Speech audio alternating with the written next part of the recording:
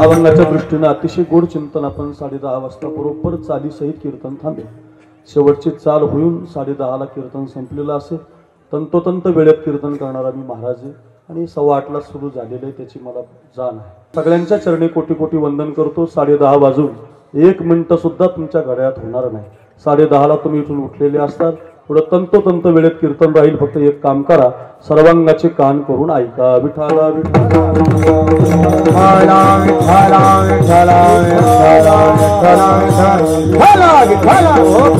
संप्रदायाला एक नियम आहे. असा नियम आहे की पहिल्या दिवशीच्या कीर्तनकारानं भगवंताच्या नामचिंतनाचा महिमा गावा. 2, 3, 4, 5, 6 दिवसापर्यंत भक्ती ज्ञानाविरती इतर गोष्टी न कराव्या. प्रेम भरे वैराग्याच्या युक्ती विवराव्या. भक्ती ज्ञानाच्या गोष्टी सांगाव्या. पुन्हा एक बंधन, आजच्या दिवशी जागराच्या दिवशी मागणी मागावी आणि उद्या काल्याचा अभंग घेऊन काला करावा, अशी पद्धत आहे संप्रदायात. त्याच्यात त्याला अनुसरून आपण जो अभंग घेतलाय तो मागणीचा अभंग आहे, जागराच्या दिवशीचा अभंग आहे. प्रश्न असा आहे की कधीच कुणाजवळ मागत नाही त्याला साधू म्हणावं, कायम मागत राहतो त्याला मनुष्य म्हणावं, आणि कायम मागायला लावतो त्याला देव म्हणावं. कायम मागायला लावतो, वाढावे संता, गृही व्हावे धनधान्य, सत्ता असली पाहिजे, मी श्रीमंत असलो पाहिजे, माझ्या घरी धान्य असलं पाहिजे, माझ्या लेकरं बाळ चांगले शिकले पाहिजे. कायम मागतो तो मनुष्य. कितीही असू द्या तरी मागतच राहतो, मनुष्य आहे. कायम मागायला लावतो तो भगवान आहे. पण कधीच कुणाजवळ मागत नाही तो साधू. आणि साधू त्याला म्हणत, आमच्यासारखे पैसे मागणाऱ्याला साधू म्हणू नये. साधू कोण आहे? महाराज कोण आहे? ज्यानं कधीच कुणाजवळ मागितलं नाही. हात पसरे जिने धिगत्याचे काही मागणे हे आम्हा अनुचित, वडिलांची रीत जाणत सो. संत प्रमाण आहेत त्याच्यासाठी. तुका म्हणे करी ब्रह्मांड ढिंगणे, किंवा मग तुझे दास्य करू अनेका मागो खावया, दिग झाले जिने माझे पंढरी राया. संतांनी नाना कधी मागितलेलंच नाही कल्याणराव, कधीच नाही, कधीच कुणाजवळ मागितलं नाही. प्रश्न असा आहे, साधू जर मागत नाही असा तुमचा सिद्धांत आहे तर आजचा अभंग मागणीचा आहे. महाराष्ट्रात जेवढे सप्ताह होतात ते फुलंब्रीत होऊ द्या, चिते पिंपळगावला होऊ द्या, कल्याणरावकडे होऊ द्या, आमदाराचा होऊ द्या, खासदाराचा होऊ द्या, संप्रदायाचा होऊ द्या, गल्लीचा होऊ द्या, जेवढे सप्ताह त्या सप्ताहाचा जागर हा मागणीचा आहे. संप्रदाय जर मागणी मागत नाही असा तुमचा सिद्धांत आहे, साधू जर देवाच्या जवळ मागत नाही असं जर तुमचं म्हणणं आहे, तर तुम्ही निवडलेला अभंग मागणीचा आहे. असं कसं चालेल? दुहेरी भाषा कशी चालेल? तर त्याचं उत्तर आहे, मागावं. कुणी मागावं? ज्यांनी गावाचा विकास केलाय, तालुक्याचा विकास केलाय ना, त्यांनी मतदान मागावं. या मताचा मी, नानांनी केला असेल, कल्याणरावनी केला असेल, मागण्याचा अधिकार आहे. ज्ञानोबारांनी ज्ञानेश्वरी दिली, मागण्याचा अधिकार आहे. तुकोबारांनी गाथा दिला, मागण्याचा अधिकार आहे. ज्यानं वर्गणी दिली त्याला सप्त्याचा हिशोब मागण्याचा अधिकार आहे. वर्गणी दिलेला नसणाऱ्यानं मागायचा. सोपा अर्थ, मागावं. आणि एक वाक्य आणखी ऐका, कधीच कुणाजवळ का मागत नाही साधू? त्याचं कारण देवच त्यांच्या दारात जातो ना. देवच त्यांच्याकडे मागण्यासाठी गेलाय. साधू मंदिरात मागण्यासाठी गेला असं उदाहरणच नाही सृष्टीमध्ये. मग मागण्याची आस पाहे मुखाकडे, चिंतिल्या रोकडे मनोर. मागण्याच्या अपेक्षेनं देव गेलाय. हे उदाहरण सांगतो तुम्हाला. गंगाखेड नावाचं गाव आहे खाली मराठवाड्यामध्ये.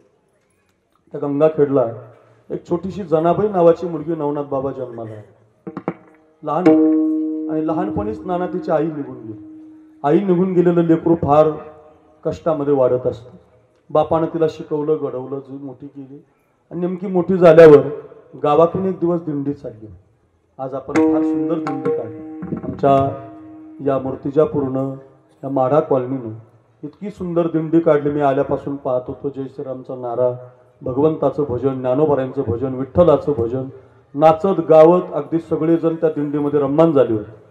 तशी दिंडी आपल्या संप्रदायाची परंपरा आहे. दिंडी ही साधन आहे. आणि ती दिंडी गावातून जात असताना नरशी गावातून गेली होती. दामू शेट्टी महाराज, नामदेवराय त्या दिंडीमध्ये होते. आणि दिंडी भजन करत चालली होती. पूर्वीच्या ज्या दिंड्या असायच्या ना, भजन करत जायचे. आता भोजन करत जातात. फरक एवढाच आहे. पूर्वी आमची दिंडी आमच्या महाराजांची अशी होती. मी 6 वर्ष रखमाजी महाराजांच्या दिंडीत चालतो. अशी दिंडी होती कृष्णा महाराज. सकाळी एकदा नाश्ता केला ना 9 वाजता, तर संध्याकाळी 8 वाजेपर्यंत गळ्यातला टाळ खाली ठेवायचा नाही. भजन असायचं. एकदा जेवायला असायचं. पंक्ती इतक्या वाढल्या ना दिंडीला, त्या पंक्तीने घोटाळा केला असायचा. लई घोटाळा झाला. पंगत इथं पंगत केली 2 किलोमीटर पंगत, 3 किलोमीटर पंगत, प्रत्येक जण अन्नदान करायला लागलं. त्यामुळं टाळकरी पुढच्या गावात, वादक मधल्या गावात, म्हणणारे त्याच्या मागच्या गावात, मग ज्याच्या त्याच्या ओळखीनं लोक जेवायला चालली. तसं नाही, ते दिंडीमध्ये कसं असतं, गात जागा गात जागा असं म्हणताना विकोद्या जावं, गात जागा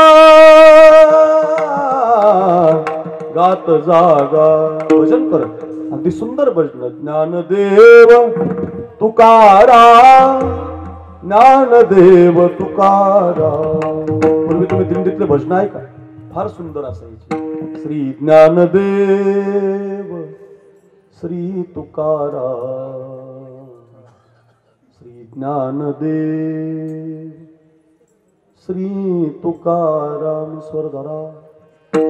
श्री ज्ञानदेव श्री तुकाराम, श्री ज्ञानदेव श्री तुकाराम. मधुरता असायची त्याच्यामध्ये. भजन गाण्याची चाली वगैरे नव्हतं, फार सुंदर भजन म्हणत, लई गोड असायचं. ज्ञानोबाराया माझ्या तुकोबाराया.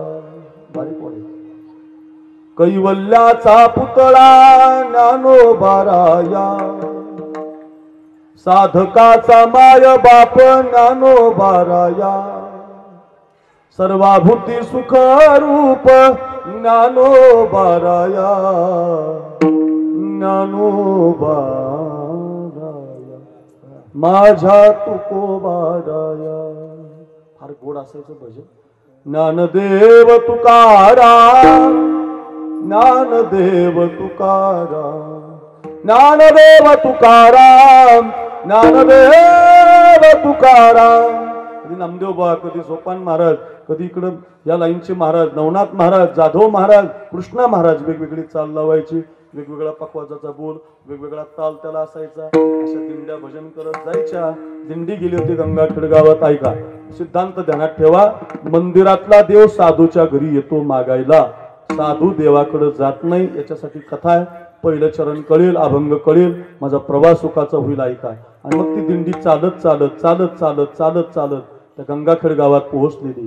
आणि त्या गंगाखेड गावामध्ये ती जनाबाईची उभी होती दरवाजात. तिनं कल्याणराव ती दिंडी पाहिली. आमदार साहेब नाना दिंडी पाहिली. आणि दिंडी पाहून तिनं बापाला विचारलं, बाबा काय म्हणतात याला? अगं म्हटली, ही दिंडी आहे. पुढं चालली. म्हटले पंढरीच्या दर्शनाला, देवाच्या दर्शनाला. बाबा मला या दिंडीत घेऊन चलता? बाबा या ना पुढे या.